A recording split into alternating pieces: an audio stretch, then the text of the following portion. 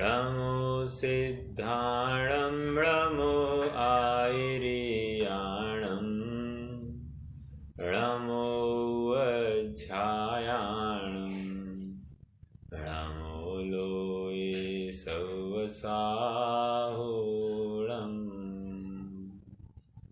मङ्गलं भगवान् वीरो मङ्गलं गौतमो गणे मङ्गलं कुन्दकुन्दार्यो जैनधर्मोऽस्तु मङ्गलम् सर्वमङ्गलमाङ्गल्यं सर्वकल्याणकारकं प्रधानं सर्वधर्माणां जैनं जयतु शासनम् जैनं जयतु शासनम्।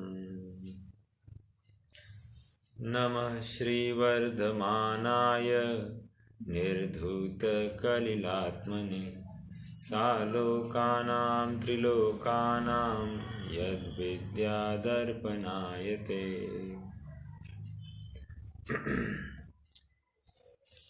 तीसरा श्लोक से पढ़ते हैं। भयाशा स्नेहलोभाच्च कुदेवागमलिङ्गिनां प्रणामं विनयं चैव न कुर्यु शुद्धदृष्टय दर्शनं ज्ञानचारित्रात् साधिमानमुपाश्नुते दर्शनं कर्णधारं तन्मोक्षमार्गे प्रचक्षते विद्यावृत्तस्य सम्भूतिस्थितिवृद्धिफलोदया न सन्ति सति सम्यक् त्वे बीजाभावे तरोरिव गृहस्थो मोक्षमार्गस्थो निर्मोहो नैव मोहवान् अनगारो गृही श्रेयान् निर्मोहो मोहिनो मुने न सम्यक् त्वसमं किञ्चित् त्रैकाले त्रिजगत्यपि श्रेयो श्रेयश्च मिथ्यात्व समं नान्यत्तनुभृताम् सम्यक् दर्शनशुद्धा नारक्तिर्यन्नपुंसकस्त्रित्वानि दुष्कुलविकृतल्पायुर्दरिद्रतां च व्रजन्ति नाप्यव्रतिकाम् ओजस्तेजो विद्या वीर्यशो वृद्धिविजयविभव सनाथा महाकुला महार्था मानवतिलका भवन्ति दर्शनपूता अष्टगुणपुष्टितुष्टा दृष्टिविशिष्टा प्रकृष्टशोभाजुष्टा अमराप्सरसां परिषदि चिरं रमन्ते जिनेन्द्रभक्ताः स्वर्गे नवनिधिसप्तद्वयरत्नाधीशाः सर्वभूमिपतयश्चक्रं वर्तयितुं प्रभवन्ति स्पष्टदृशशत्रमौलिशेखरचरणा अमरासुरनरपतिभिर्यमदरपतिभिषणुतपादाम्बोजा दृष्ट्या सुनिश्चितार्था वृषचक्रधरा भवन्ति लोकशरण्याम् शिवमजरमरुजमक्षयमव्याबाधं विशोकभयशङ्कं काष्ठागतसुखविद्या विभवं विमलं भजन्ति दर्शनशरणाम् देवेन्द्रचक्रमहिमानममेयमानं राजेन्द्रचक्रमवनीन्द्रशिरोर्चनीयं धर्मेन्द्रचक्रमधरीकृतसर्वलोकं लब्ध्वा शिवं च जिनभक्तिरुपैति भव्यम् अन्यूनम् अनतिरिक्तं याथा तथ्यं विना च विपरीतात् निस्सन्देहं वेद यदाहुस्तज्ज्ञानमागमिनः प्रथमानुयोगमर्थाख्यानं चरितं पुराणमपि पुण्यं बोधिसमाधिनिदानं बोधति बोधसमीचीनः लोकालोकविभक्तेर्युगपरिवृत्तिश्चतुर्गतीनां च आदर्शमिव तथामतिरवैति कर्णानुयोगं च गृहमेध्यनगाराणां चारित्रोत्पत्तिवृद्धिरक्षाङ्गं चरणानुयोगसमयं सम्यग् ज्ञानं विजानाति जीवाजीवसुतत्वे पुण्यापुण्ये च बन्धमोक्षौ च द्रव्यानुयोगदीपः श्रुतविद्यालोकमातनुते मोहतिमिरापहरणे दर्शनलाभादवाप्तसंज्ञान रागद्वेषनिवृत्त्यै चरणं प्रतिपद्यते साधु रागद्वेषनिवृत्तेर्हिंसादिनिवर्तना कृता भवति अनपेक्षितार्थवृत्तिः कः पुरुषः सेवते नृपतिन् हिंसानृतचौर्येभ्यो मैथुनसेवापरिग्रहाभ्यां च पापप्रणालिकाभ्यो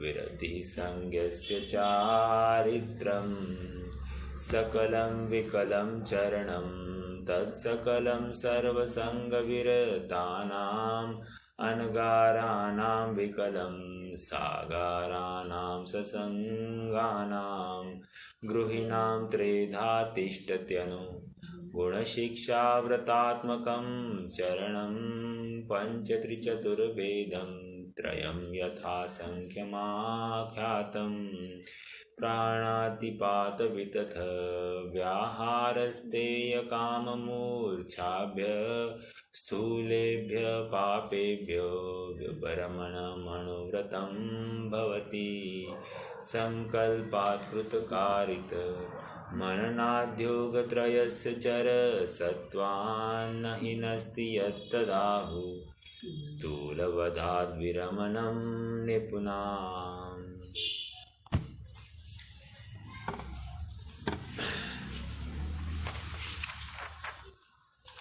जब यह जीव पूर्ण महाव्रतों को अंगीकार करने में समर्थ नहीं हो तो उसको अल्प पाप का अवलंबन कराकर धर्म मार्ग के में प्रवृत्त कराया जाता है।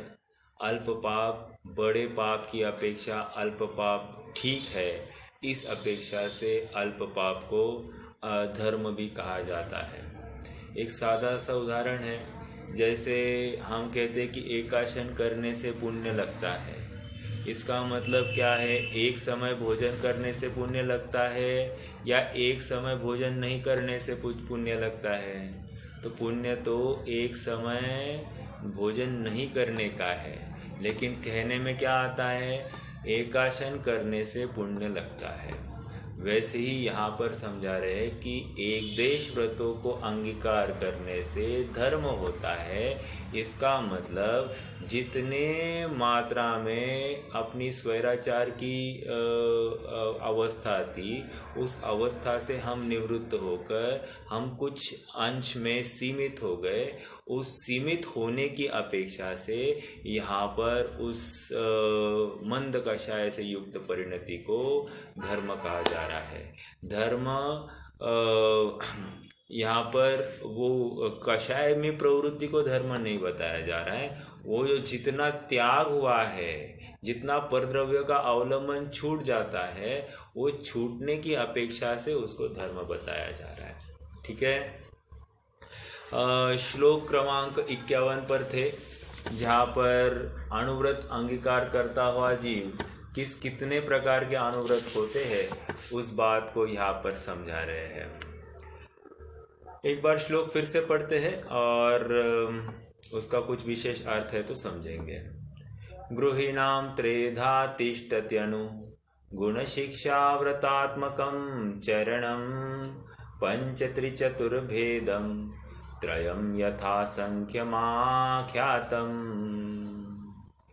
क्या कह रहे हैं? गृहीणां, गृहस्थों के, त्रेधा, तीन, तिष्ठतु होते हैं। क्या होते हैं? व्रत। कौन से? अनुव्रत, गुणव्रत, शिक्षा व्रत। ठीक है। ये तीन व्रत मुख्य रूप से गृहस्थों के पाए जाते हैं और उनके भी भेद बताए हैं। अणुव्रत के 5 भेद, गुणव्रत के 3 भेद और शिक्षा व्रत के 4 भेद।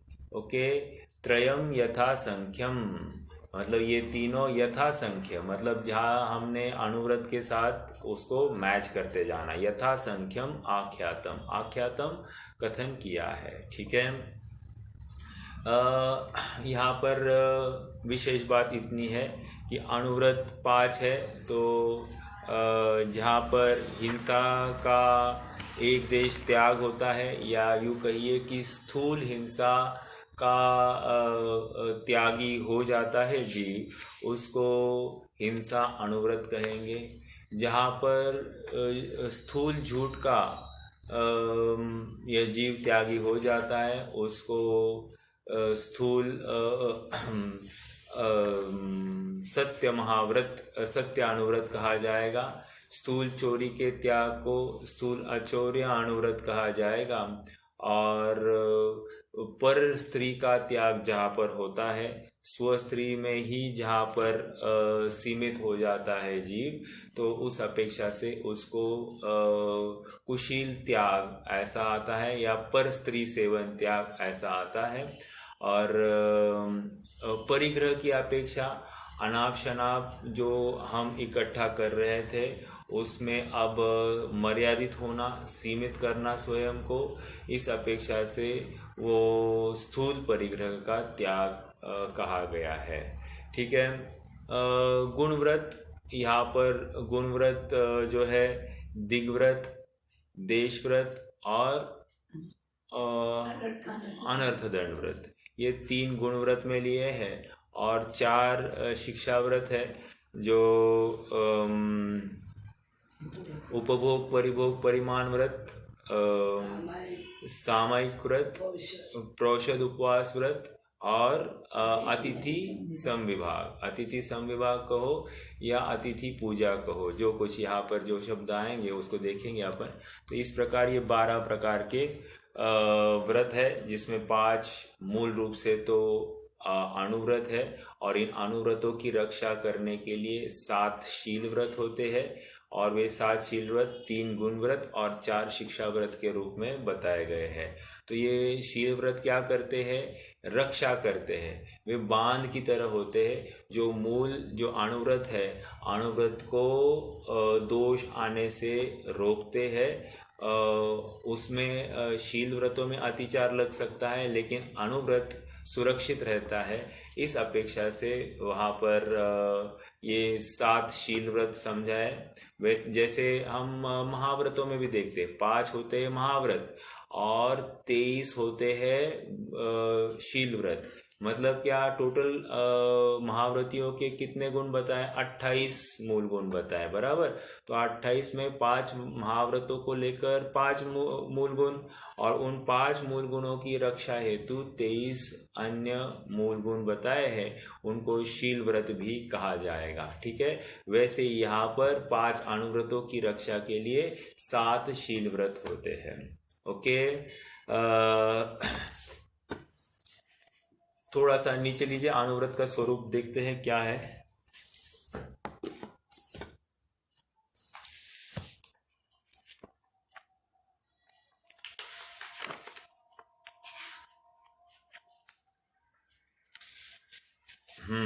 यहाँ पर एक महत्वपूर्ण बिंदु आया है।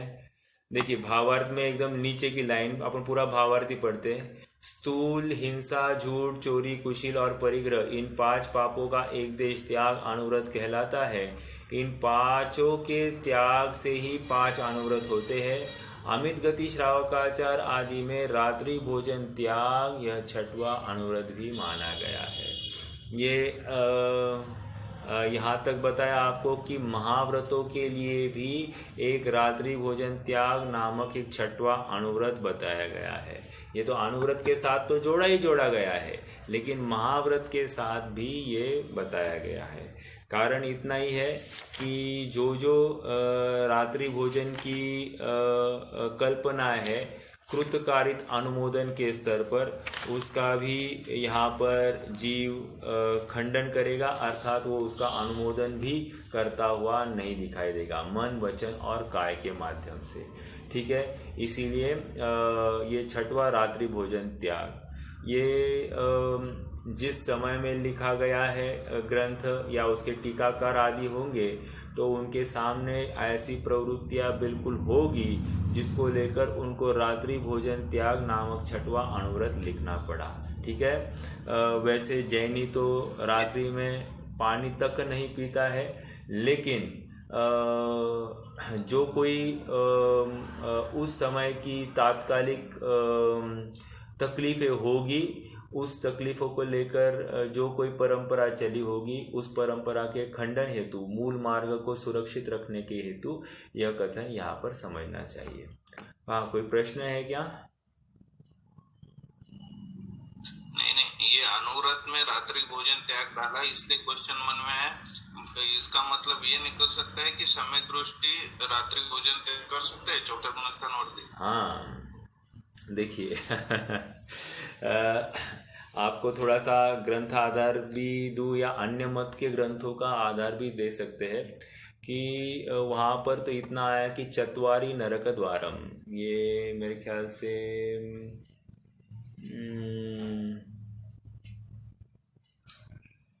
मैं ग्रंथ का नाम भूल रहा हूँ, लेकिन नरक के 4 द्वार बताए, 4 द्वार में उसमें एक संधान बताया। संधान मतलब आचार मुरब्बा आदि, ठीक है। दूसरा पानी पीना, तीसरा रात्रि भोजन करना, और चौथा ग्रहण के काल में कुछ कार्य करना। तो ये 4 बातों को उन्होंने नरक का कारण बताया, ठीक है। तो निष्कर्ष के रूप में अन्य मत भी जहाँ पर ये मानता है कि रात्रि भोजन और रात्रि पानी पीने में दोष है, नरक का कारण है, तो अपने यहाँ पर तो वो बात सिद्ध होती ही होती है। एक बात तो ये हो गई। दूसरा, आपका जो बिल्कुल ये कथन से ऐसा लगता है कि रात्रि भोजन त्याग ये 5वें गुणस्थान में हो गया, ऐसा कहते हैं, तो बात बराबर है आपकी, ऐसा लगना। लेकिन थोड़ा सा अपन लॉजिकली विचार करेंगे। मान लीजिए कोई प्लेयर को आज इंटरनेशनल गेम खेलना है, तो वो क्या करेगा? वो पहले दिन ही डायरेक्टली मैदान पर जाकर पहली बार गार्ड वार्ड पहनेगा या क्या करेगा वो? बट नेचुरली पहले की भूमिका में ही सारी प्रैक्टिस गार्ड वार्ड पहनने की और स्टांस लेने की, भागने की, अपना स्टैमिना आदि बढ़ाने की पूरी प्रैक्टिस वो पहले करेगा, ओके। या एग्ज़ाम में कोई व्यक्ति जा रहा है तो पढ़ाई एग्ज़ाम डायरेक्ट जाकर देगा या फिर एग्ज़ाम में हॉल में जाकर पढ़ाई करेगा या कब करेगा? वो तो पहले ही सब कुछ करने वाला है, तब जाकर उसकी भूमिका आगे बढ़ने वाली है। इसका मतलब इस शब्द का अर्थ रात्रि भोजन त्याग का इतना ही होता है कि यहाँ पर कृत कारित अनुमोदन मन वचन काय, ये 9 कोटि से त्याग हो गया है, ठीक है। कृतकारित अनुमोदन मन वचन काय, इन 9 कोटि के स्तर पर इसका त्याग हो गया। इसका मतलब क्या है कि पूर्व की भूमिका में कदाचित कृत कारित अनुमोदन के स्तर पर या मन वचन काय के स्तर पर ये किसी को इजाजत दी होगी, देता होगा, वो कदाचित की बात है, हर बार की बात नहीं है, ठीक है।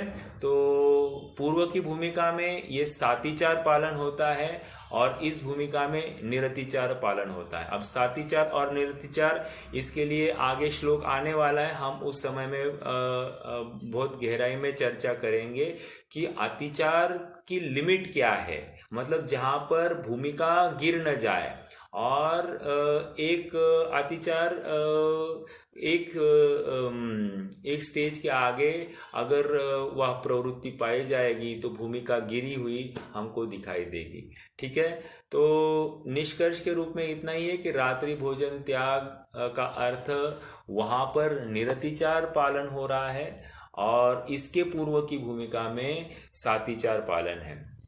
अरे भैया, हम तो 8 मूल गुण जो देते हैं वहाँ पर भी रात्रि भोजन का त्याग, छना हुआ पानी की बात है।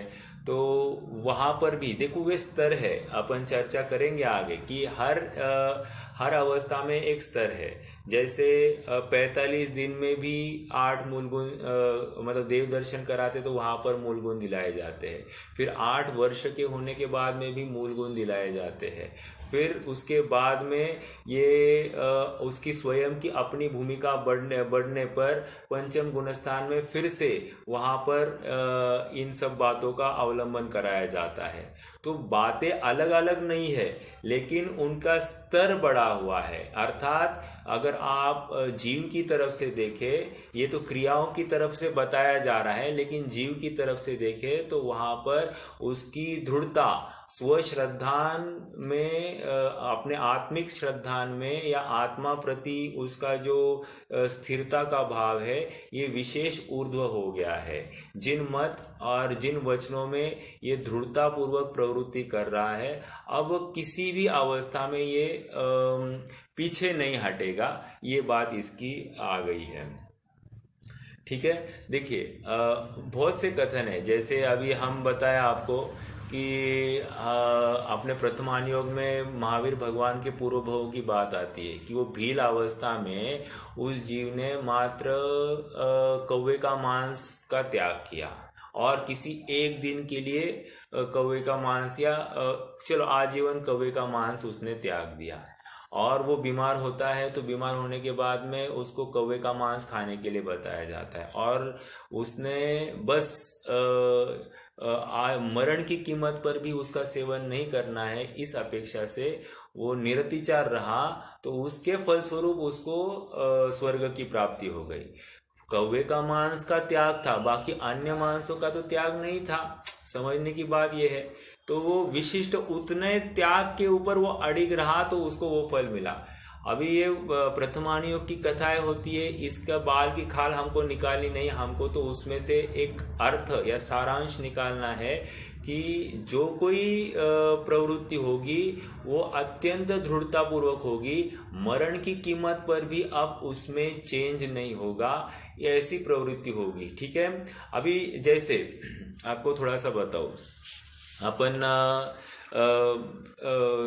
जैसे अभी मेरे बहुत ही परिचित ऐसे एकदम स्नेही मेरे घर आ जाए, ओके, और होता क्या है कि उनको आने के लिए मार्ग में ट्रैफिक जैम आदि की वजह से बिल्कुल सूरज ढलने को और उनको घर में आने के लिए अब वो रास्ते में कुछ भी खाते नहीं है, ओके। अब खाते नहीं है और मैंने पूरी उनकी व्यवस्था कर रखी है।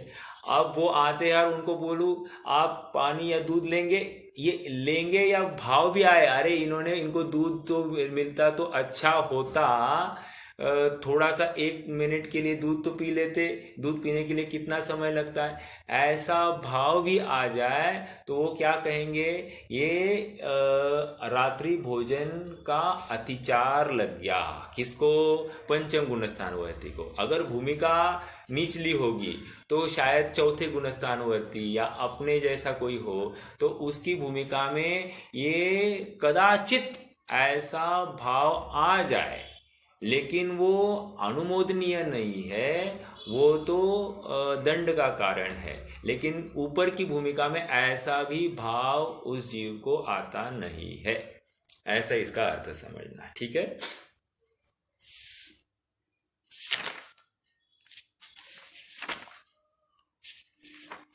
हाँ भैया, थोड़ा सा आगे बढ़ते हैं।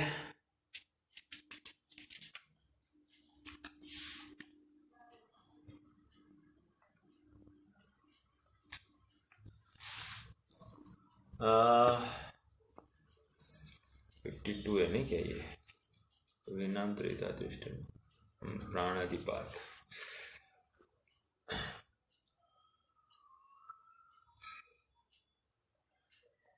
अरे मैंने डायरेक्टली श्लोक बिना पढ़े भावार्थ पढ़ दिया क्या इसका? हाँ जी, हाँ जी। ओके। मुझे लगा वो पहले वाले श्लोक का ये भावार्थ है तो मैं ऐसे ही पढ़ गया।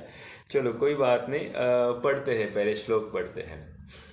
प्राणातिपात वितथ व्याहारस्तेय काममूर्छाभ्य स्थूलेभ्य पापेभ्यो विपरमण मनोव्रतं भवति। फिर से, प्राणातिपात वितथ व्याहारस्तेय काममूर्छाभ्य स्थूलेभ्य पापेभ्यो विपरमण मनोव्रतं भवति। क्या कह रहे, देखिए संधि देखते, प्राणातिपात, यहाँ पर संधि करके ही लिखे हैं। अगर आप दूसरे नॉर्मल बुक्स में देखोगे तो यहाँ पर प्राणातिपात वितथा अखंड शब्द है, यहाँ पर संधि करके ही दिए हैं। प्राणातिपात वितथ व्याहार स्तेय काम मूर्छाभ्य। स्तेय का अपने को अस्तेय करना पड़ेगा, ठीक है।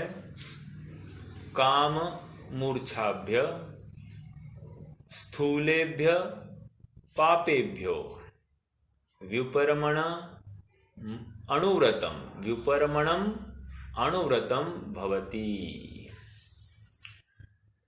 व्युपरमणम मतलब विरक्त होना, व्युपरमण मतलब विरक्त होना। तो क्या कह रहे हैं, किससे विरक्त होना?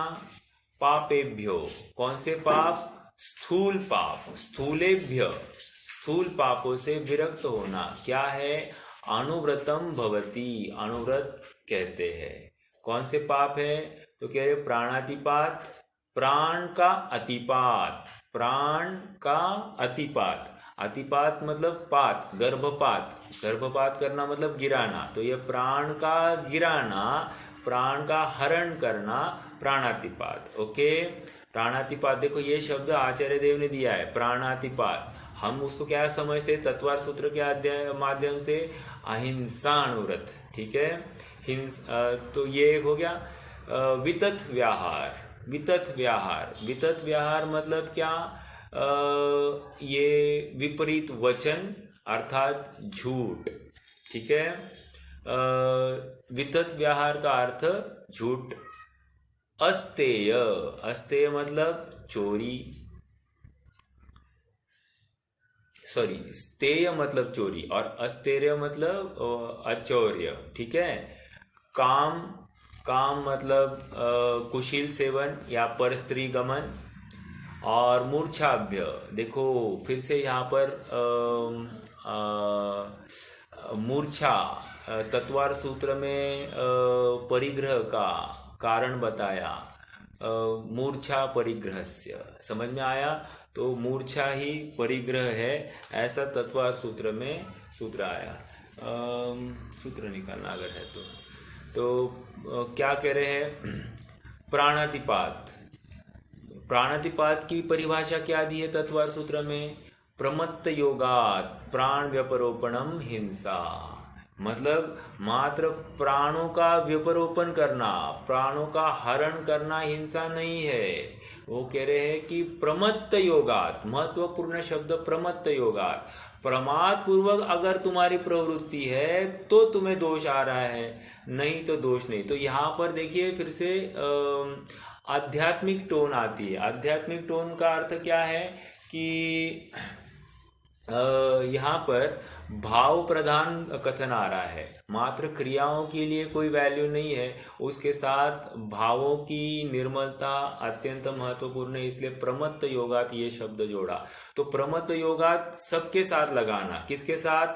चोरी के साथ, सॉरी झूठ के साथ, चोरी के साथ और कुशील के साथ। ओके, तो प्रमत्त योगात प्राण व्यपरोपणम हिंसा, प्रमत्त योगात अदत्तादानम स्तेयम। हाँ कटे गयो। हाँ देखिए, प्रमत्त योगात प्राण व्यपरोपणम हिंसा, ये तो 7वें अध्याय का 13वां सूत्र। 14वां सूत्र, असत भिदानम नृतम, असत का अभिधान होना। असत का अभिधान मतलब क्या? फिर से वहां पर प्रमत्त योगात असत अभिधानम अनृतम, मतलब असत का ग्रहण करना, असत कहना, ये क्या है? झूठ है। फिर अदत्ता दानम स्तेयम, मतलब अदत्त प्रमत्त योगात अदत्ता दानम स्तेयम, मतलब प्रमाद के योग से बिना दिया हुई वस्तु लेना ग्रहण करना, वो क्या है?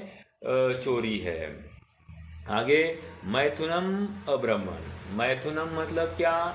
वहाँ पर विशेष काम की वासना, पर द्रव्य में अपनत्व भाव, आसक्ति, पर द्रव्य या पर स्त्री को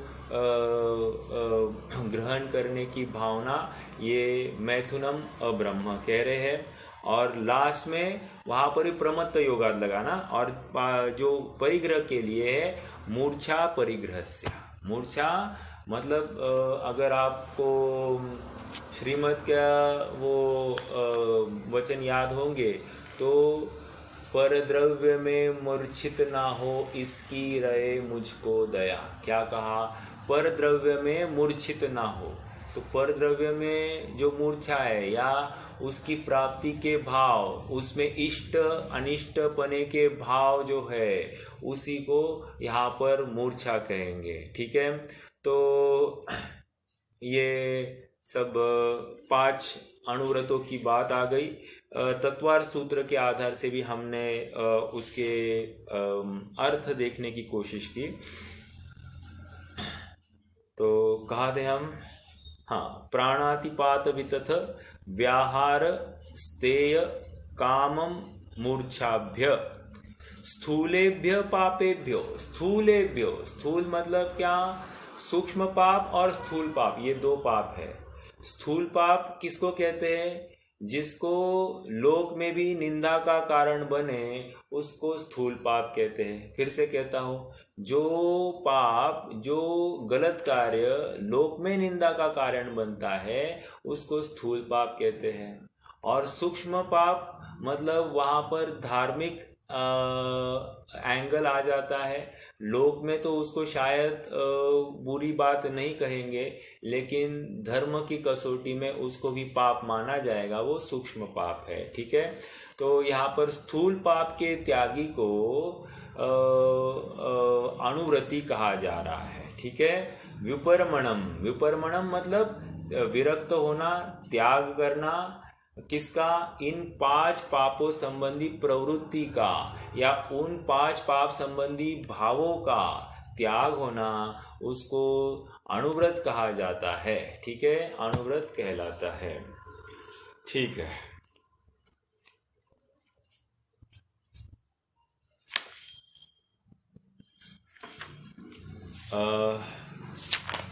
अगला कुछ है क्या इसके आगे? देखिए जरा आगे लीजिए भैया। चलिए अगला श्लोक लेते हैं।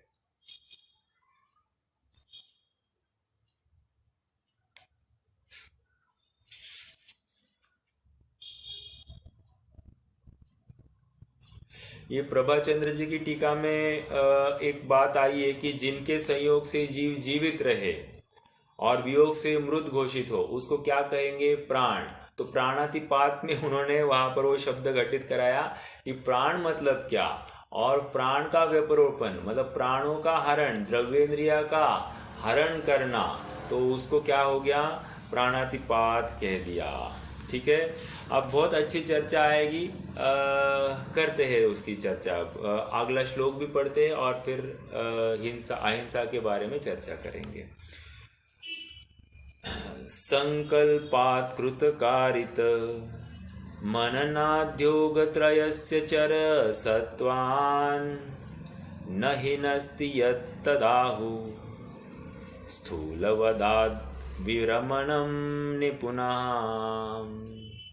फिर से, संकल्पात् कृतकारित मननाद्योगत्रयस्य चर सत्वान् न हि नस्ति यत्तदाहु स्थूलवदाद् विरमणं निपुणः। देखो क्या कह रहे हैं, मस्त शब्द है यहाँ पर, बहुत बढ़िया शब्द है। एक एक शब्द से हम डेली लाइफ में भी कहीं यूज़ करते हैं क्या, वो भी अपन विचार करेंगे। जैसे एक शब्द बताऊँ, चर, है ना। चर शब्द का क्या अर्थ हो सकता है, तो आपको बताओ, विचरण। विचरण ये शब्द अपन यूज करते हैं, उसमें से ही चर निकाला है। चर मतलब वो मूल शब्द है, उस शब्द में से विचरण ये शब्द निकलता है। ठीक है, तो विचर। अभी सत्व, सत्व भी हमने पहले देखा है, तो ये अच्छे अच्छे शब्द है। देखते हैं अब क्या अर्थ निकलता है।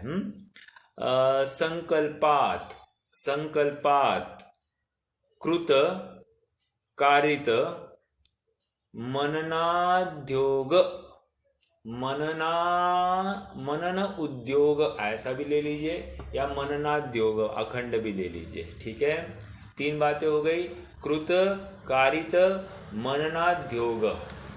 ओके, त्रयस्य, त्रयस्य, चर सत्वान, चर सत्वान, न हिनस्ति, न हिनस्ति, यत् तत् आहु, यत् तत् आहु,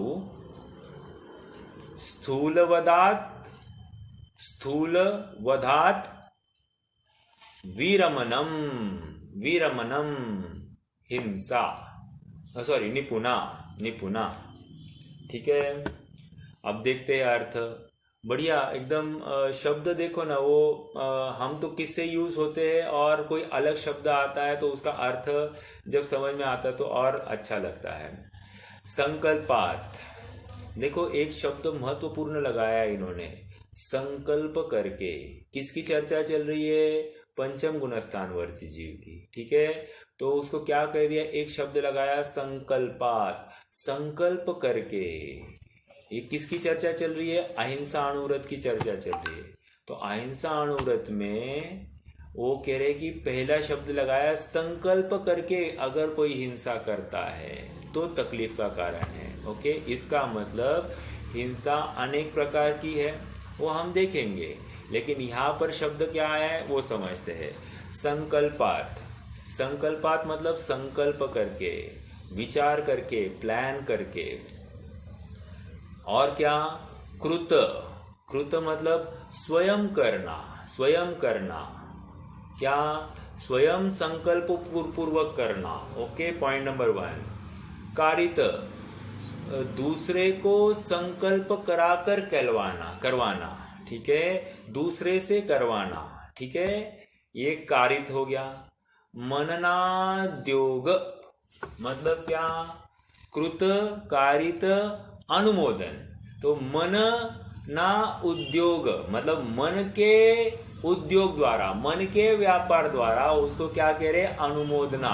अनुमोदना हमेशा मन के स्तर पे होती है, तो मननाद्योग, मन के व्यापार के माध्यम से। ठीक है, त्रयस्य, इन तीनों का, क्या इन तीनों संबंधी, क्या संकल्प पूर्वक। ओके, चर सत्वान, चर सत्वान न हिनस्ति, ये पूरा पढ़ेंगे। चर सत्वान न हिनस्ति, चर, चर मतलब चलने फिरने वाला।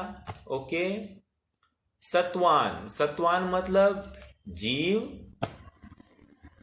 न हिनस्ति उसका हनन नहीं करता है, उसको मारता नहीं है। यत तत् आहु, यत तत् आहु, यत मतलब उसका, एक मिनट, यत का क्या आया, यत जो, जो, तत् मतलब उसका, आहु, आहु आगे आगे पढ़ना है, कहते हैं, उसके बारे में कहते हैं। क्या कहते हैं, स्थूल वदाद विरमणम। स्थूल वध मतलब, स्थूल वध मतलब क्या, स्थूल हिंसा। ठीक है, विरमणम विरति, विरति, विरति मतलब स्थूल अहिंसा अनुव्रत, अनुव्रति हो गया है। ऐसा कौन कहता है, निपुणा, निपुण पुरुष ऐसा कहते हैं। आहु, आहु मतलब कहते हैं, निपुणा गणधर आदि निपुण पुरुष ऐसा कहते हैं। तो इसका अर्थ क्या निकल रहा है, मन, वचन और काय के ठीक है, 3 बात हो गई, मन वचन काय के। अब ये मन वचन काय कहाँ आया? यहाँ तो हमने मात्र मनना उद्योग देखा, मन वचन काय तो देखा ही नहीं। तो वहां पर त्रयस्य ये शब्द आया, त्रयस्य मतलब 3, ठीक है, त्रयस्य मतलब 3। तो मन वचन काय के योग के माध्यम से, और मननात्, मननात् मतलब कृत, कारित और अनुमोदन, ऐसा संधि किया है। थोड़ा सा अपन फिर से देखते हैं। देखिए, संकल्पात संकल्प पूर्वक, कृत मतलब स्वयं करना, कारित मतलब करवाना, और मनन, मनन मतलब अनुमोदन। ओके, यहां तक आ गया। योग, योग त्रयस्य, योग त्रयस्य मतलब मन वचन काय, ये 3 योग, ऐसा अर्थ लेना, उद्योग नहीं लेना। योग त्रयस्य, चर सत्वान, चर मतलब हमने क्या लिया? चलने फिरने वाला। देखिए, अभी अपन एक शब्द यूज करते हैं, चराचर, चराचर पदार्थों को जानने वाले। तो चर और अचर, चर देखो, जो धातु गमनार्थक होते हैं वे सभी धातु ज्ञानार्थक भी होते हैं। तो जब चर का अर्थ हम जीव लेंगे, क्यों? क्योंकि चर मतलब जीव, तो फिर अचर का अर्थ क्या होगा? अजीव। ओके, ये समझ में आया? तो चर अचर। अब दूसरा पॉइंट, यदि हम चर का अर्थ गमन करना लेंगे, गमन करना, ओके, तो गमन कौन कौन करता है?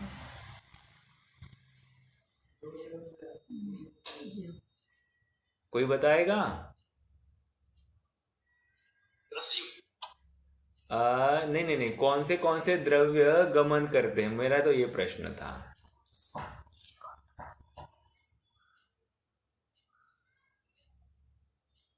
अरे, जीव और अजीव, ठीक है, जीव अजीव ये 2 द्रव्य गमन करते हैं क्योंकि उनमें क्रियावती शक्ति है।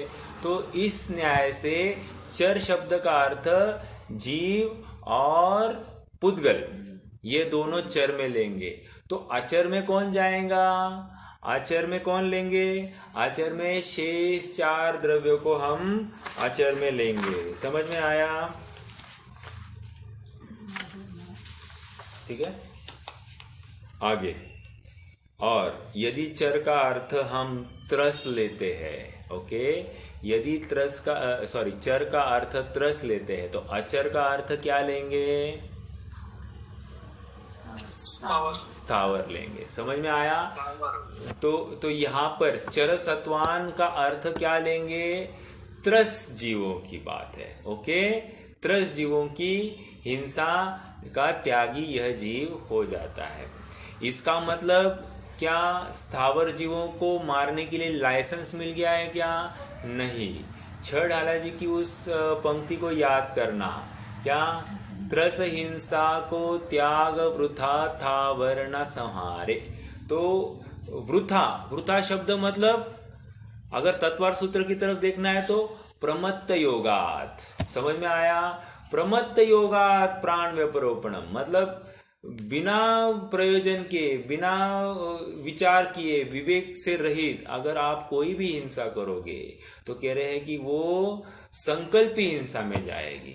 ठीक है, जैसे फॉर एग्जाम्पल हमको भोजन करने के लिए तो ज़रूरी है, ठीक है, तो भोजन करने के लिए हमको बर्तन भराने पड़ते हैं।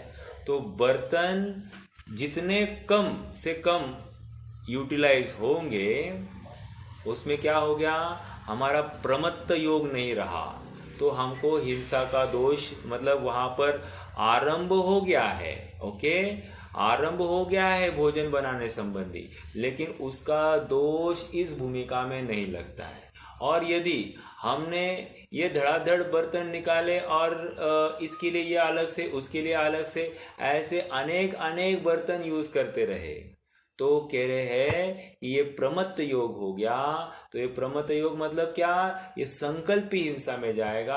आपने ज्यादा प्रवृत्ति कराई तो अनुवृत्ति ये ऐसा कदापि नहीं करेगा, और जिसको अनुवृत्ति होना है वो भी ऐसे कार्यों से परावृत्त होगा। समझ में आ रहा है क्या? ये दोनों बातें, एक अनुवृत्ति स्वयं तो निरतिचार पालन, लेकिन जो उसको उस सीट पर पहुंचने के लिए उद्यमी होना चाहता है, उसको रुचि आई है उस सीट में पहुंचने की, तो वो भी इस प्रकार के कार्य से स्वयं को अलिप्त रखेगा। ओके, तो क्या आया? संकल्पात कृतकारित अनुमोदन, 3 योग के माध्यम से चर सत्वान। चर का अर्थ क्या लिया हमने? चर का अर्थ हमने त्रस जीव लिया। ओके, और अचर का अर्थ क्या हो गया? स्थावर हो गया। 3 याद है ना? चर के अर्थ, यदि चर का अर्थ मात्र जीव ले लिया तो अचर का अर्थ 5 अजीव, मतलब कौन? उद्गल, धर्म, अधर्म, आकाश, काल, ऐसा लेना। यदि चर मतलब चलने वाला, इस अर्थ में लिया तो क्या हो गया? जीव और पुद्गल दोनों चर में आ गए। फिर अचर में क्या आएगा? धर्म, अधर्म, आकाश, काल। ठीक है, अपेक्षा समझ रही है सबको? थोड़ा सा इंटरेस्टिंग लगते हैं शब्दों के माध्यम से, हमको थोड़ा सा उसमें ट्विस्ट समझ में आए। तो जहां जहां जो जो शब्द बैठता है वो अर्थ निकालना, गलत शब्द वहां पर बिठाकर अर्थ नहीं निकालना। ठीक है? न हिनस्ति यत् तत् आहु स्थूलवदाद विरमणम निपुणा। ठीक है, अब थोड़ा सा इसके ऊपर चर्चा करेंगे।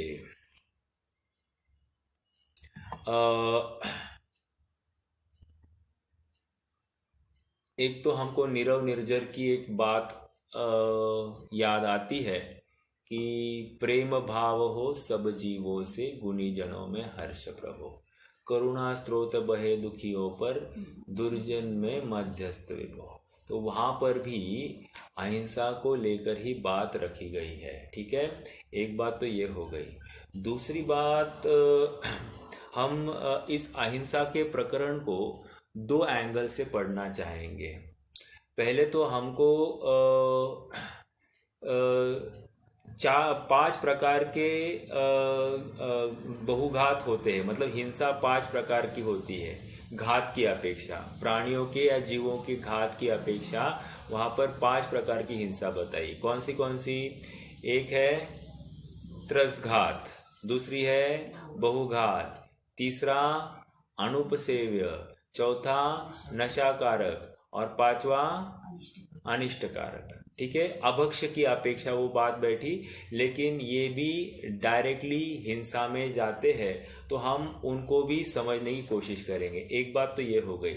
दूसरी बात, अहिंसा यहाँ पर संकल्प अपेक्षा लगाकर आचार्य देव फिर से हमको समझाना चाह रहे हैं कि जब हम संकल्पी हिंसा कह रहे हैं तो इसके साथ और भी हिंसा है। तो कौन सी है?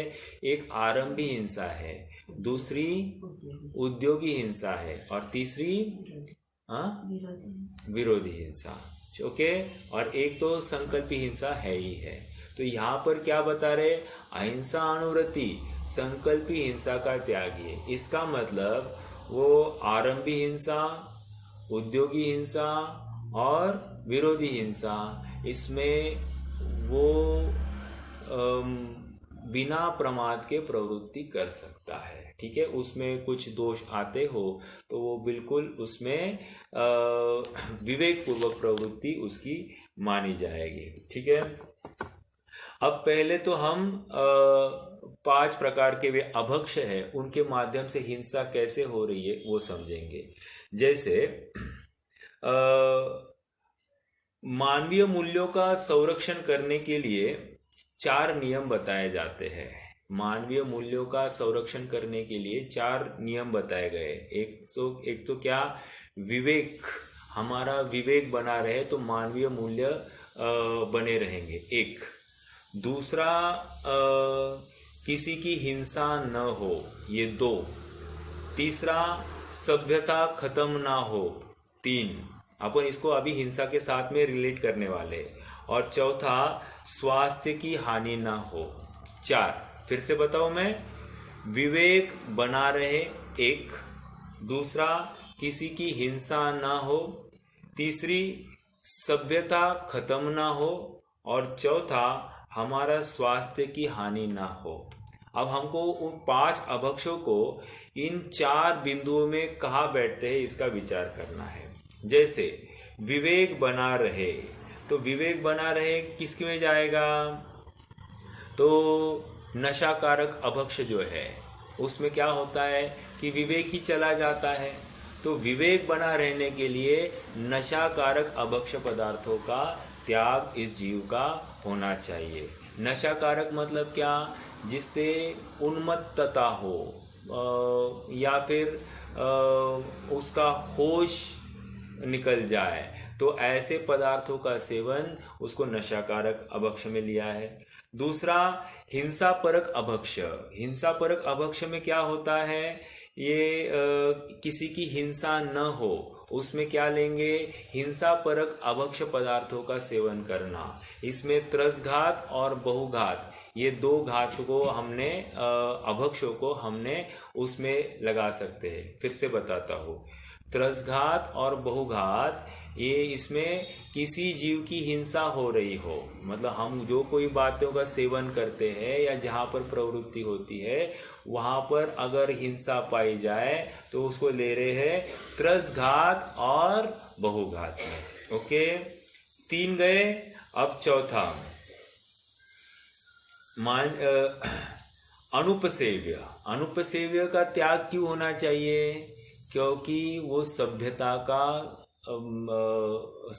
का नाश करता है। जैसे कोई मूत्र सेवन करता है, ओके, तो क्या है, लोक में उसको सभ्यपना माना नहीं जाता है। हालांकि जो मूत्र निकला है उसमें बर्तन, जो ताज़ा मूत्र निकला है उसमें कोई जीव होते नहीं है, लेकिन वो लोक में निंदनीय कार्य माना जाता है, इसलिए वो सभ्यता के विरुद्ध है। इसलिए वहां पर अनुपसेव्य का त्याग इस जीव का पाया जाना चाहिए। ठीक है। और अनिष्टकारक, जो स्वास्थ्य के लिए घातक है, जो अपने स्वास्थ्य के लिए घातक है, उस पर्टिकुलर वस्तु को भी यह जीव त्याग कर लेता है। जैसे जिसको शुगर की बीमारी है तो वो शक्कर का परहेज कर लेता है। अगर वो शक्कर ज़्यादा प्रमाण में ले ले तो उसके शारीरिक व्याधि बढ़ सकती है, उसको तकलीफ हो सकती है। तो जो अपने लिए भी घातक हो ऐसे भी चीज़ों का त्याग वहाँ पर अनिष्टकारक अभक्ष में बताया जाता है। ठीक है। तो मूल बात से हमने 4 बिंदु के विचार किया। विवेक बना रहने के लिए हमने नशाकारक अभक्ष का त्याग करवाया, वहाँ पर हिंसा की प्रवृत्ति ना हो तो उसके लिए बहुघात और त्रसघात का त्याग करवाया। ठीक है। अनुपसेव्य, ये लोक सभ्यता के विरुद्ध कार्य है इसलिए उसका त्याग करवाया। और जो अनिष्ट कारक है वो अपने स्वयं के स्वास्थ्य के लिए इष्ट नहीं है, इस अपेक्षा से उसका भी त्याग करवाया। ये मूल रूप से क्या है कि हिंसा में प्रवृत्ति होते हुए दिखाई देती है। तो सहज ही इन बिंदुओं के माध्यम से हम ये समझ सकते हैं कि जीव का वहाँ से दूर कराया जा रहा है। ठीक है। ये तो हमने 5 अभक्षों के माध्यम से ये विचार किया। अब दूसरा बिंदु हमने ये विचार करना है कि संकल्पी हिंसा, आरंभी हिंसा, उद्योगी हिंसा और विरोधी हिंसा। अब क्या है ये थोड़ा सा एकदम संक्षेप में समझेंगे। संकल्पी हिंसा मतलब विचार करके, प्लान करके अगर कोई बात करते हैं जिसमें परद्रव्य के प्राणों का हरण हो जाए या उसे दुख पहुंचाया जाए, उसको संकल्पी हिंसा कहते हैं। ठीक है। वैसे आपको एक नीतिकार के वचन भी बता दूं कि स्वयं के लिए जो अच्छा न हो वो हमको दूसरे के साथ में नहीं करना चाहिए। जैसे इंग्लिश में कहे कि treat others the way you would like to be treated, है ना। तो वहाँ पर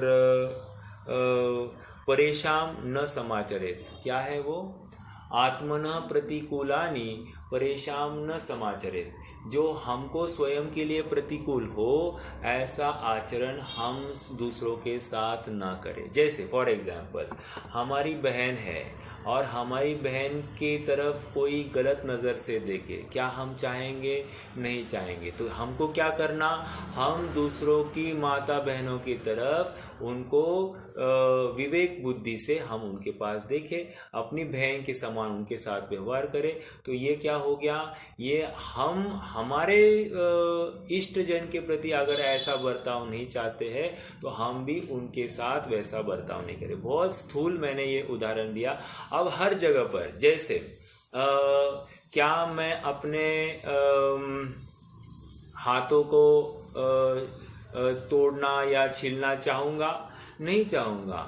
तो फिर क्या मैं चलते फिरते जीव को अपने पैरों के तले कुचल दूँ? ये ठीक होगा? नहीं होगा। तो इसको क्या कह रहे हैं, आत्मन प्रतिकूलानि परेशान न समाचरित, मतलब जो हमको प्रतिकूल भाषित होगा हम वैसा व्यवहार अन्यों के साथ नहीं करेंगे। अब ये जो तर्क है हम हर जगह पर लगाएंगे, हमारे खाने में, हमारे पीने में, हमारे उठने में, हमारे बैठने में, हमारे चलने में, हमारे फिरने में, सब जगह पर लगाएंगे। और तब जाकर हम कहेंगे संकल्पी हिंसा नहीं होगी, अर्थात प्रमत्त योगात प्रवृत्ति नहीं पाई जाएगी। बताइए रोहित भैया, बताइए, प्रश्न बोलिए। बहुत बार हमारा संकल्प नहीं रहता, जैसे तरह जीव का ही, फिर भी वो हिंसा हो जाती है, तो वो क्या संकल्प ही नहीं आएगा क्या? हाँ, जहां पर प्रमाद प्रवृत्ति रही है वो संकल्पी हिंसा में ही आएगा। प्रमाद में मतलब क्या, जैसे हमारा विवेक जागृत नहीं था, थोड़ा सा समझना इस बात को। मान लीजिए कि हम रास्ते से चल रहे हैं और हम दो जन चल रहे हैं और दो जन आपस में बात करते चल रहे हैं। तो हम कैसे कर रहे हैं, एक दूसरे के साथ देखकर चल रहे हैं। तो एक दूसरे के साथ देखकर बात कर रहे हैं, नीचे बिल्कुल नहीं देख रहे, तो ये क्या हो गया, प्रमत्त योगा। अब क्या हमारा किसी जीव को मारने का भाव है वहां पर? बिल्कुल नहीं है, वैसे भाव नहीं है, लेकिन हमारा विवेक नहीं है ना, तो इसको संकल्पी हिंसा में लेंगे। ये समझ में आ रहा है क्या आपको? थोड़ा सा भले ही भाव नहीं है, वैसा भाव नहीं है लेकिन जागृति नहीं है, इसको लेकर वहां पर दोष बताया। समझ में आया क्या? जैसे हिंसा में प्रमाद परिणति मूल है ना, और विषय सेवन में अभिलाषा मूल है। विषय सेवन मतलब परिग्रह, परिग्रह में अभिलाषा, मूर्छा को परिग्रह में लिया, और विषय से हिंसा में प्रमाद परिणति मूल है। अब देखो और एक, जैसे हमने कोई अनाज लिया पकाना है, ठीक है, अभी अष्टानिका चल रही थी, तो हमने क्या किया कि दालें हैं, दालों को बींदा, और बिना, या मान लीजिए चावल है, चावल को बिना बीनते ही उसमें पानी डाल दिया और उसको धोकर उसको कुकर में चढ़ा दिया। तो अब हमने उसको बिना चेक किए हमने उसको कुकर लगाया ना, तो ये कह रहे प्रमादवश प्रवृत्ति हो गई, तो संकल्पात हो गई हमारी हिंसा, कृत्य के स्तर पर संकल्पी हिंसा हो गई। देखो ये एप्लीकेशन बेस है, ये तो इन्होंने बस श्लोक लिखकर छोड़ दिया। अभी इसको 9 कोटि पर हमको लगाना है, 9 कोटि, 1 कोटि 2 कोटि नहीं। 1 कोटि मतलब हमारा खोका नहीं हो या कोटि मतलब प्रकार, टाइप्स, 9 टाइप से ये त्यागी हो गए हैं। तो कौन से त्यागी? कृत के स्तर पे, कारित के स्तर पे, और अनुमोदन के स्तर पे, फिर मन वचन काय के स्तर पे, और फिर से क्या कह रहे, कृत मन, कृत वचन और कृत काय, ऐसे स्तर पर कितने हो गए फिर ये? भैया हाँ सुनो ना, बोलिए बोलिए। अभी है ना, अभी मच्छर बहुत हो गए अभी। हाँ तो बैट लेकर आए तो आप। नहीं नहीं, वो नहीं लेके आते हम। हाँ तो वंदना सुबह की ना अपन, तो हाँ। कई बार है ना अभी पीठ चल जाता। क्या करते हैं? बॉडी, अपन सुबह प्रेयर करते ना, वंदना करते भगवान की, हाँ है ना। हाँ तो फिर कई बार है ना, तो हाथ चल जाता अपना, ऐसा ऐसा ही चल जाता हाथ पे, अपने हाथ पे, हाँ तो हाँ हाँ मच्छर हिंसा हो जाती है। बराबर। तो उसको क्या बोलेंगे?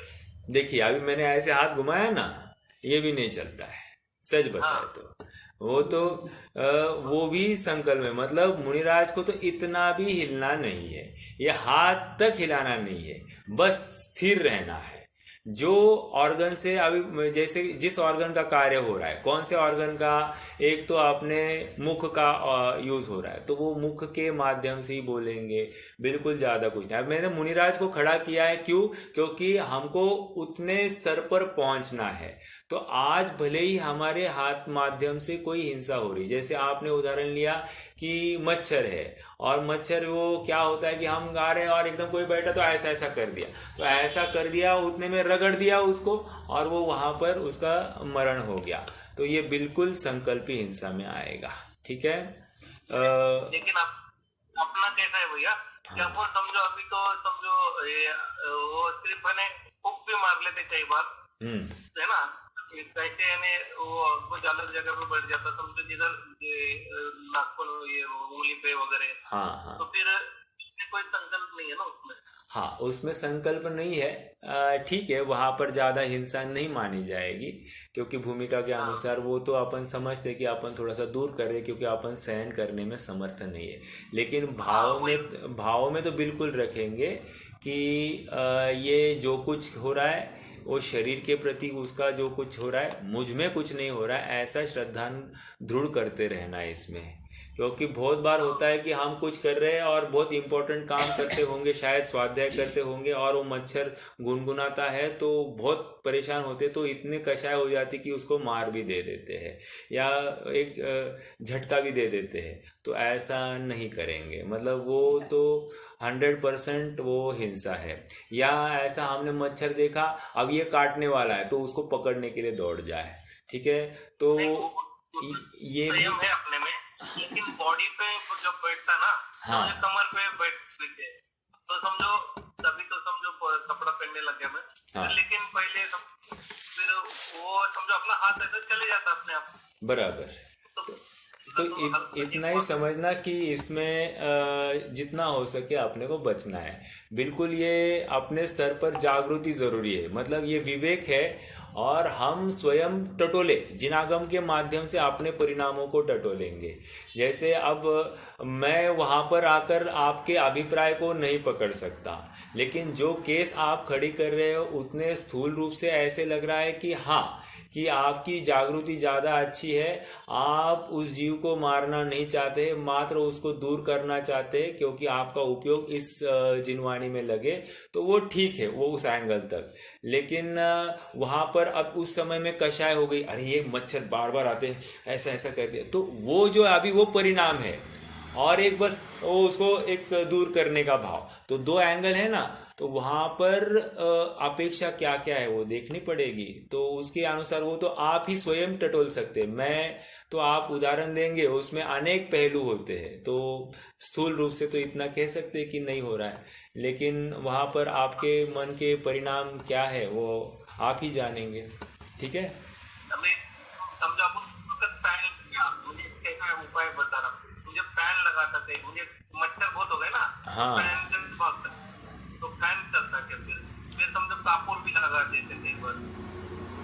हाँ तो ये गलत ही है। कापुर कापुर कहो, धूप कहिए, ये जो कुछ उद्यम किया जाता है ये गलत है। आपको मालूम है, धूप अगर 15 मिनट भी कर दे एक रूम में, तो जितने मच्छर है ना सब ढेर हो जाते हैं, मतलब ये एक मच्छर नहीं मिलेगा आपको 15 मिनट के बाद में। ये इतना पावरफुल रहता है वो धूप। मैं गुड नाइट की बात नहीं कर रहा हूँ, ये नॉर्मल धूप जो है ना वो भी इतने पावरफुल होते हैं। तो वो भी योग्य नहीं है, वो भी हिंसा ही आएगी, संकल्प हिंसा में लेंगे। कपूर भी नहीं। नहीं नहीं नहीं, कोई ऐसे परद्रव्य का अवलंबन नहीं होता है। अरे आपको बताओ भैया, अपने यहाँ पर बहुत कम मच्छर और बहुत कम जीव उत्पत्ति है, सच कह रहा हूँ आपको।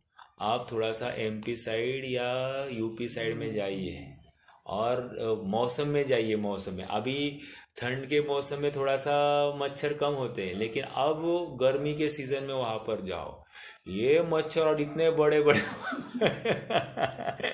इतने बड़े बड़े मच्छर होते, वो मतलब आपकी जान निकाल देंगे, ऐसे वे मच्छर रहते हैं।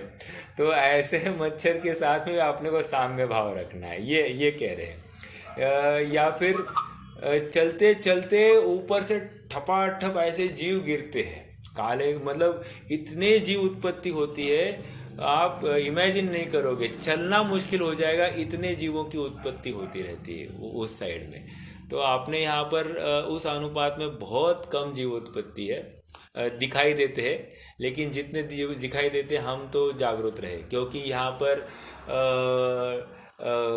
जो कोई कॉरपोरेशन है, कॉरपोरेशन उपाय तो रखता ही है कि डेंगू ना फैले, ये ना फैले, तो वो एंटी मच्छर स्प्रे आदि आदि सब मारते ही होंगे। तो उसको लेकर बिल्कुल वो हाइजीन के नाम पर ऑलरेडी हिंसा होती ही होती है। ठीक है, अब वो अपने हाथ की बात नहीं है, लेकिन वो हिंसा तो है। हाँ, ये बहुत सारी चीज़ें, जैसे देखो अभी हम रोड से चल रहे हैं, ओके, और रोड के आजकल क्या है कि रोड को थोड़ा सा सुशोभीकरण के नाम पर वो छोटे छोटे पौधे लगाए जाते हैं और उनका बार बार कटिंग करते हैं। अभी अभी हम जहाँ पर रह रहे हैं वही जगह की बात होती है, तो किसी न किसी रूप में ये हमारे माथे दोष आता ही आता है। भले ही कॉरपोरेशन कर रहा है, हमारी उसमें अनुमोदना नहीं है, लेकिन हमको इन कार्यों में भी खेद बरतना चाहिए, एक बात।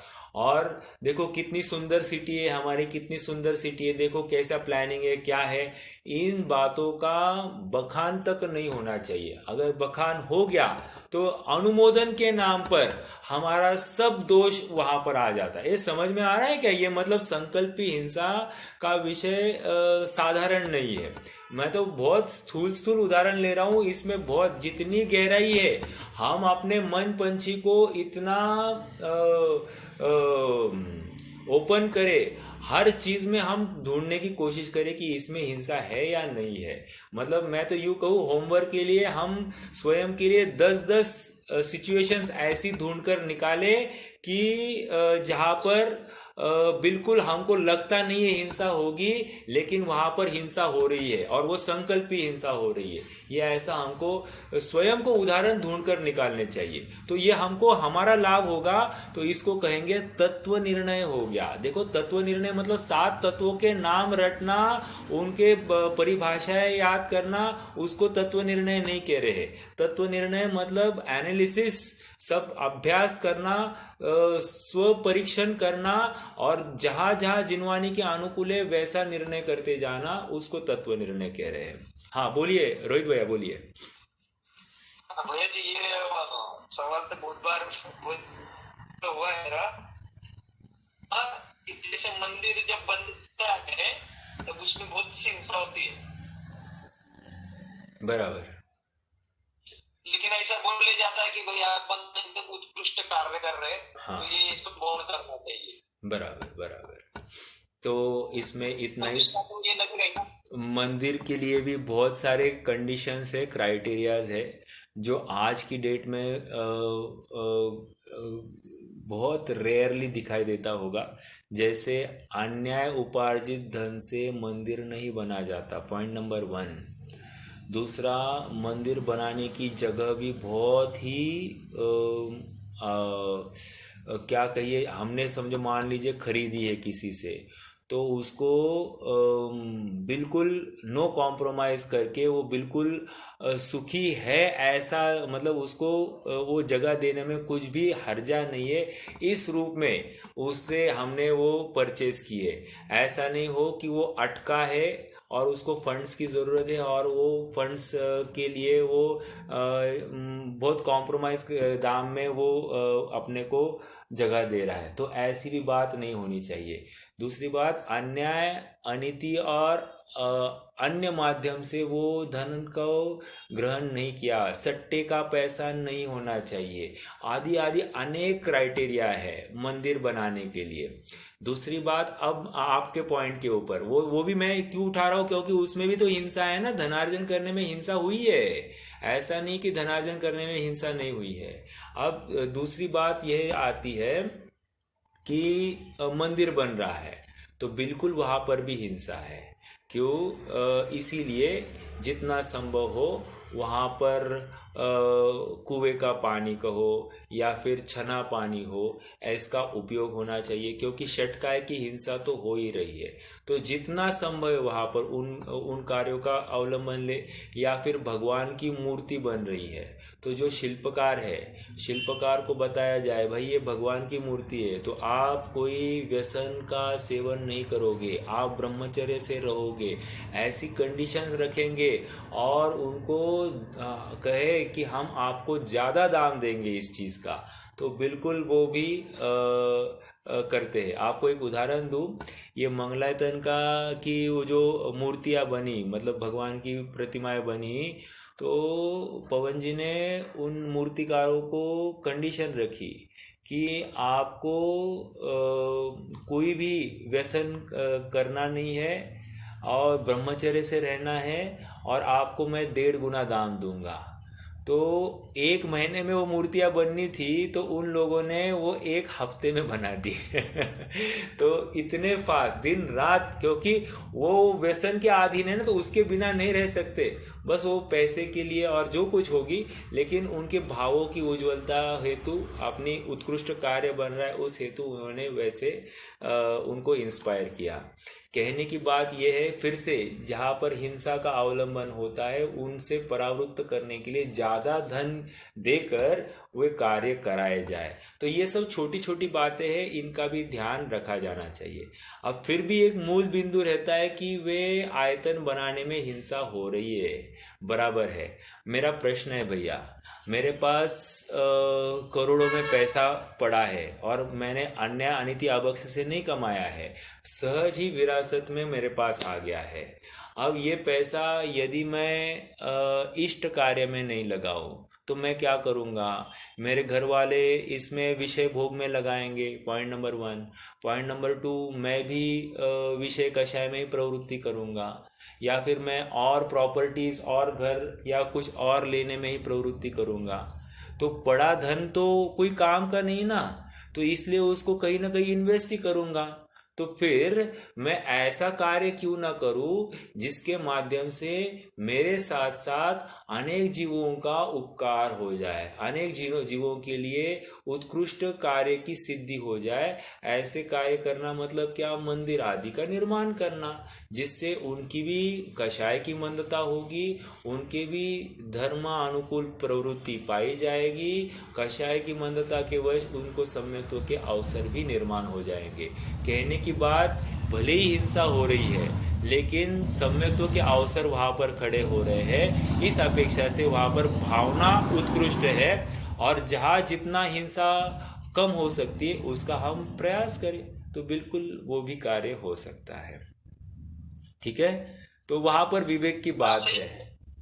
इसमें ऐसे एक ही पॉइंट था कि संकल्प हिंसा तो उसका दोष अपने लगेगा क्या नहीं, और शुभ है तो उसका तो अपने को वो पुण्य तो ये नहीं सकती। हाँ, तो देखिए, वहाँ जो कोई हिंसा हो रही है वो भूमिका के अनुसार हिंसा है, और उसको संकल्पी हिंसा नहीं मानेंगे, अपन संकल्पी हिंसा नहीं मानेंगे, प्रोवाइडेड कि वहाँ पर विवेक जागृत है। हर किसी व्यक्ति का जो इन्वॉल्व है उस मंदिर के निर्माण में, अपनी तरफ से उसने जागृति रखी है। देखो, अब फॉर एग्जाम्पल हमने कहा मूर्तिकार कोई सप्त व्यसन या आदि कुछ नहीं करे, और यदि वो कर जाए, हमने हमारी तरफ से तो विवेक से उसको बताया था और उसके साथ डील रखी थी, अब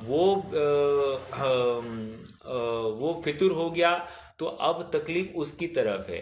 हमने हमारी तरफ से पूरा प्रयास किया, हमने जांच परख के यथार्थ आदमी को ही लगाने का प्रयास किया है, वो उतने में तो हम विवेक रखेंगे। अब उसके बाद में अगर कोई उससे विपरीत निकलता है, हमारे परखने में कमी हो जाए, तो उसमें फिर हम भी कुछ नहीं कर सकते ना। हमको बाहर से लगता है कि सामने वाला व्यक्ति अच्छा है, लेकिन वो गलत निकल जाए तो अभी हमारी परख कम हो गई, हमारी परखने की शक्ति कम रही, लेकिन हम चाहते बिल्कुल नहीं थे और हमने पहले ही प्रयास किया था कि ये अच्छा है या ये नहीं, ये हमने जानने की कोशिश की थी और पूरा निर्णय के बाद में हमने उसको असाइन किया था। तो वो उतना विवेक हमारा पहले रहेगा, अगर नहीं है तो फिर वो संकल्पी हिंसा में जाएगा। एक बात, दूसरा मैंने कहा ये पैसा किस माध्यम से आया है ये भी देखा जाएगा।